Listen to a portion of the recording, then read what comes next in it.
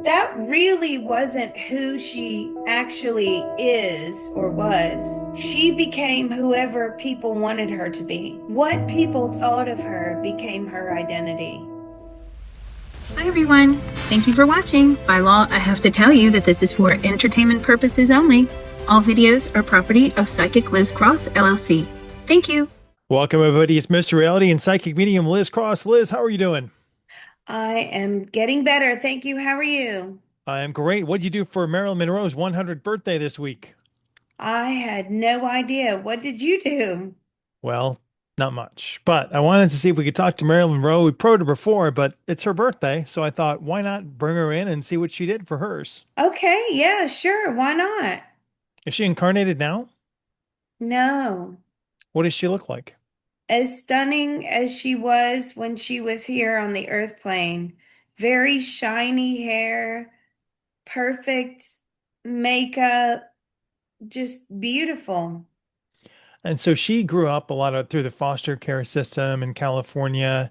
Did she ever feel like she was safe in an environment of foster care? Did it lead her to just always be suspect to people around her? Did you ever feel safe in foster care? No, she didn't feel safe in foster care. Were you sexually abused in foster care? She was. And are you very suspicious? No, she learned to use her sexuality to gain ground. She figured out very early on what men like. What was the first place that you felt like you were safe? When she had your own apartment, she had some sort of like guest house or apartment that she lived in out in California. She in LA, and she very much enjoyed living with around those people. They were very kind to her. She didn't feel safe very often. I always wondered if like you became Marilyn Monroe, was that like a multiple personality kind of split, or did it just fit naturally with the change in Norma Jeane to Marilyn? Was that a personalities? She was very disassociated, yes.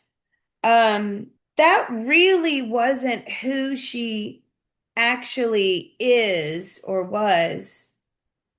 She became whoever people wanted her to be. So she had no identity then, or she just was like a chameleon in certain situations? What people thought of her became her identity. But no, was she in touch with her authentic self? No. So did she ever like long to be that Norma Jean kid again, or was she just happy being whatever anybody wanted her to be? She hated being Norma Jeane. She hated it. And why did you hate it? Because it wasn't a memorable childhood. It wasn't fun. It wasn't good. She didn't grow up with the love that she should have had as a child. She never wanted to be Norma Jean. She preferred to be Marilyn. This is your biological father, Charles Stanley Gifford. You attempted to have communication with him in your life, and he sort of ignored you. Why is that? Why did he do that? I guess we can ask him now. Why did he just dissociate completely with the identity of Marilyn as your Yeah. daughter? Why did you do that? You know, I am getting that it wasn't a serious relationship according to him. He really didn't take it very seriously. He had lots of affairs um, all over the place. He's got other children out of wedlock all over the place. That was his MO. He really didn't care. Women were just objects to be used. They were not objects to be loved. So is Marilyn in Stanley Gifford's soul group, or was it like a floater instance? Funnily enough, that was a good question. Funnily enough, he is her soul family. but she does not really want that anymore. She wants to come from a normal family, a family with that is accepting and loving. Um, she really doesn't want to have another lifetime like that. And so, how will she escape from that? Well, she's hoping you could tell her. We've got all the answers down here, so we'll tell you after the show. But this is her mother, and her mother lived for some time, had a mental breakdown. Marilyn paid for her care. She lived from 1902 to 1984. Can we bring in Gladys and ask her what stemmed from or why she had this mental breakdown? Why did she have the mental breakdown? She barely was holding it together anyway, here on the earth plane her entire life. It was very, very difficult for her. Um, she would often have manic phases. She was very paranoid. She definitely heard voices.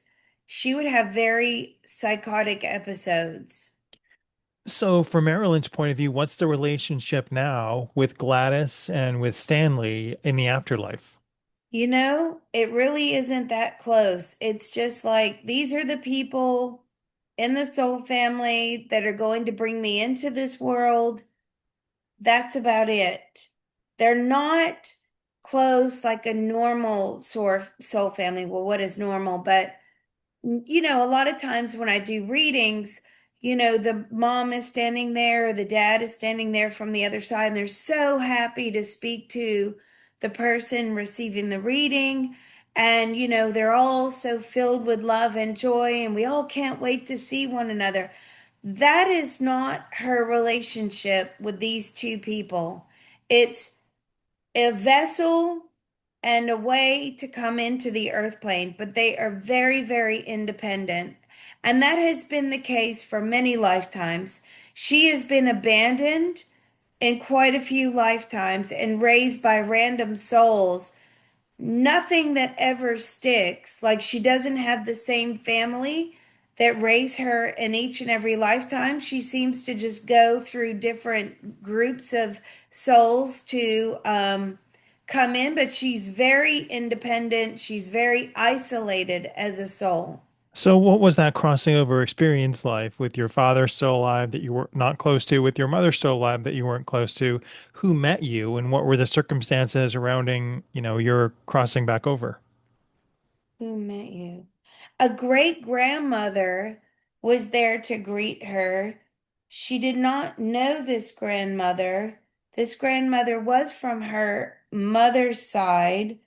I mean, she knew her as a soul, but she didn't know her on the earth plane in this lifetime as Marilyn Monroe. And it was nice. It was really nice. But again, it's kind of like I've used this before, the lava lamp theory. When you see a lava lamp and sometimes things meet in the middle and then they separate and then some goes up, some goes down.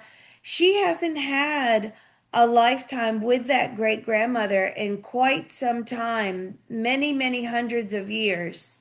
So, from her point of view, who is she interacting with now on the other side? What's she doing? Who are you interacting with now? She really isn't interacting with any soul family on the other side. She's just hanging around in circles, gathering information. She's actually very, very quiet as a soul. She listens and observes. She doesn't add much. They knew that she was Marilyn Monroe. That's no big deal in the spirit world. And she just is working on planning her next lifetime. So, you said she's gathering information. Explain to me where she goes to gather that information, what type of information she's gathering, and how it's collected. Where do you go? There's lectures, there's classes, and and how do you come across those? She signs up. She signs up for these lectures and classes. And Specifically, can she give us a couple lectures and classes she's been to that we would maybe be entertained by? what kind of classes have you been to? Well, relationship class.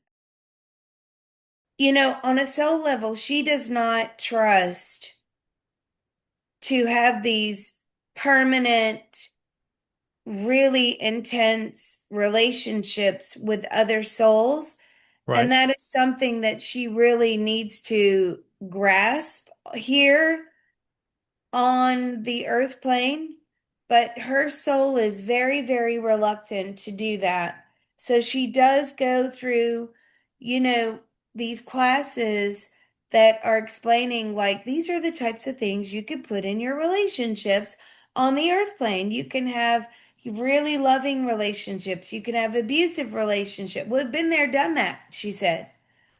I want to maybe experience a very intense, loving relationship, but I don't know how. I don't even feel that she has actually ever had that in any of her lifetimes. Who is the teacher in these classes, and what does that environment of the class look like? Is it like a figmentary imagination of a classroom, or are they just like 30 orbs floating together? Ooh. Well, she says outlines. They look like outlines. And does it look like a class? No. It basically is almost the best way to describe it is you are etherically tuning into like a Zoom class, right? But Okay. obviously, you don't need Zoom as the platform. You can just sign up energetically and attend the class in your consciousness. You don't physically have to go anywhere. You can if you want to, but you don't physically, as an outline, as an energetic outline, you don't physically have to travel to a classroom. Okay. So is there like a floor there at all? Is there anything that you step on, or Is there anything you step on? No, you're just floating. so can you like move any direction, or is there a barrier that you would encounter if you went to like a certain place or a library? No, there's no barriers. Do you move in a certain direction? Yeah, well, you move forward, but can you move in any direction? Oh, yeah, you can move in any direction you want to. Are there any structures over on the other side that you have encountered? And like, do they have a presence or any sort of, outline form in a way that something would on Earth? Are there any structures? No, no physical structures. No. What about any sort of outline? Well, I mean, you can create something if you want to look at something and feel like you're in something. So it's almost like you're walking into a TV screen, is how she describes it. But it doesn't last for very long. It takes a lot of energy to hold an image like that. So over the last year, how many other orbs have you interacted with? How many other? Thousands. One of those interactions, like take one of them that was poignant and interesting to you and explain what was conveyed to you about it. What was poignant? It really is just for her, it's about gathering information. Again, she's not close. I'm like, are you even close to JFK? On the other side, no. Well, I'd like to encourage her to talk to Christopher Reeve, who's had a great relationship with Dana Reeve. They had a wonderful relationship and have for a long time. How long has Norma Jeane been incarnating as a human? What number was Marilyn Monroe in the earthbound human incarnation? What number are you? Around 300, but I would say she is a very cautious soul. She proceeds with the utmost caution. She's not the kind of soul that gets excited about the prospect of being on the earth plane, where some souls are like, yeah, let's do this, let's do that. That is not her. She's very much like, thinks about soul contracts. She thinks about how she's going to benefit from them before she signs on the dotted line or etheric line. She doesn't find coming to the earth plane exciting. Did you find your life to be exciting when she was here? Not really. I mean, because again, she wasn't in touch with her authentic self. She was who everybody wanted her to be and expected her to be. So she did lose her initial identity. She had no idea who she was. Well, allegedly, she said things on the phone she shouldn't have about UFO disclosure. And she allegedly said that to her friend, Dorothy Kilgallen. And I've always wondered, Dorothy Kilgallen was found also in a way that doesn't show that she actually did it to herself. Though, did she actually say something about UFOs on the phone to Dorothy, which led to Dorothy's untimely demise 2 years later? She said a lot of things to Dorothy. A lot. She would leak a lot of information to her. This lady was murdered. Was what? She was murdered, this lady Dorothy. Yes, that's true. I believe so. But was it because of what she knew about extraterrestrial involvement? That's been one of the conspiracy angles that people always touch on. No, she knew a lot about somebody else who was murdered and who did it, government officials, presidents, things like that.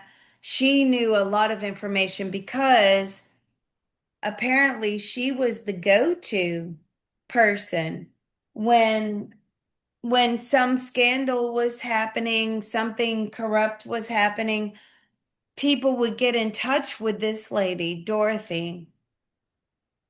So was she also taken out by the same entities that took out Marilyn, or was that a more of an organized crime component?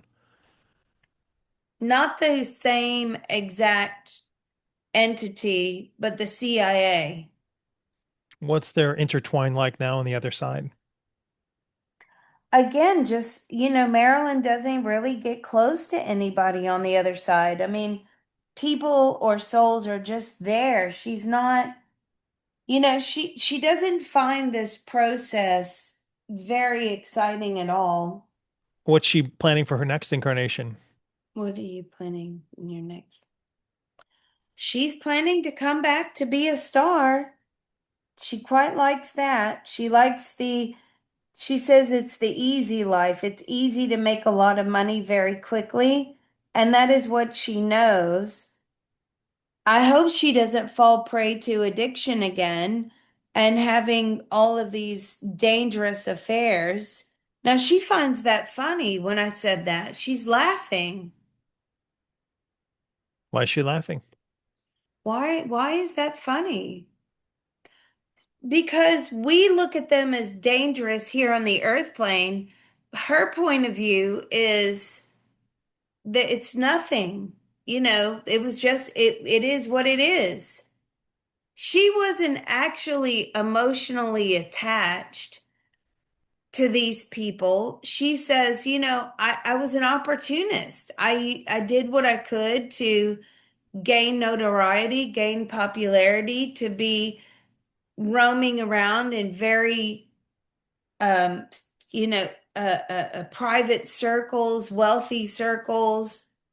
She enjoyed being spoiled. She enjoyed the dinners. She enjoyed the company and the socializing with these bigwigs. Well, I wanted to wish her a happy 100th birthday. I don't know what she did to celebrate, but I'm glad that she was able to come and chat with us. And does she have any method or message to any of her fans out there listening? No, she just blew the kiss. The Marilyn Monroe kiss. The Marilyn kiss. Yeah, she just blew the kiss. Well, thanks, Marilyn. Thanks, Yeah, Liz. Thanks, thank everybody out you. there. We It appreciate was you. interesting. I found this to be quite interesting from the point of view that she is a soul that is not very deeply connected to other souls. So I found that quite unique about her. No, thank you, Mr. Reality. Please don't forget, Mr. Reality does have a tip jar listed down below.